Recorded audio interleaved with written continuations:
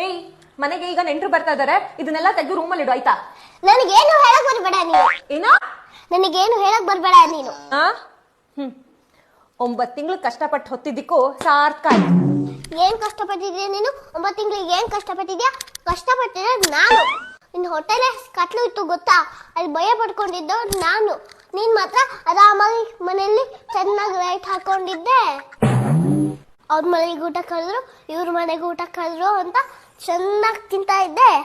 ನನಗ್ ಮಾತ್ರ ಇಲ್ಲಿ ಏನೂ ಇಲ್ಲ.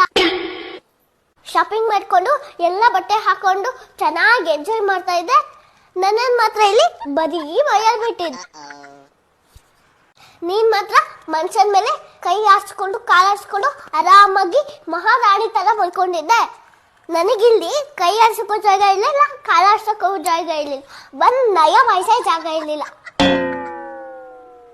9 ತಿಂಗಳು ಕಷ್ಟಪಟ್ಟಿದ್ರೆ ನಾನು.